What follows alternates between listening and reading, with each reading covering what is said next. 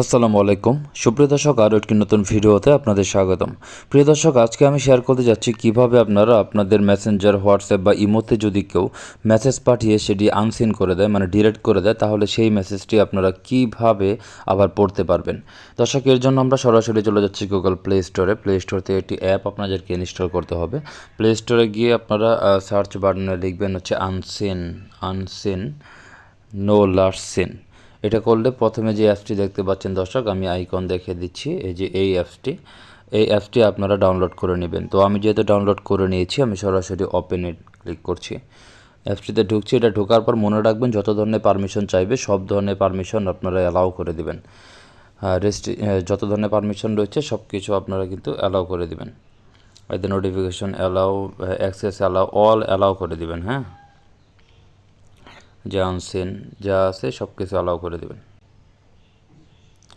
দর্শক, সব কিছু অ্যালাউ করে দেওয়ার পর অ্যাক্টিভ নাও ক্লিক করে দেবেন। দর্শক, এখন দেখতে পাচ্ছেন যে আনসিন কিন্তু অ্যাক্টিভ হয়ে গেছে। Welcome to unseen. তো এখন হচ্ছে যে এখান থেকে দেখেন যে মেসেঞ্জার আছে, হোয়াটসঅ্যাপ আছে, ভাইবার আছে, ইমো আছে, মানে যে অ্যাপসগুলো আপনি মূলত চাচ্ছেন যে আমার এগুলো দেখাক, এইগুলোকে কিন্তু আপনি এই যে সেটিংস বাটনে গিয়ে, এই যে উপরে সেটিংস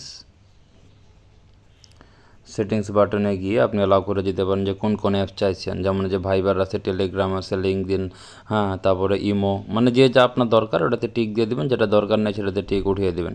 হ্যাঁ, তাহলে এই অ্যাপসগুলোর যে নোটিফিকেশন বা কেউ যদি মেসেজ সেন্ড করে আবার ডিলিট করে দেয়, সেগুলো আপনি হচ্ছে এইখানে তখন দেখতে পারবেন। হ্যাঁ, এখানে যখন দিবে তখন আপনি এখানে দিয়ে চেক করতে পারবেন যে কী মেসেজ দিয়েছিল। কোনো ছবি দেখতে পারবেন না অবশ্য, কিন্তু মেসেজ পড়তে পারবেন আর কি। দর্শক, আজকের মতো এই পর্যন্তই। পরবর্তী ভিডিওতে আবার কথা হবে। সে পর্যন্ত ভালো থাকুন, সুস্থ থাকুন। আল্লাহ হাফেজ।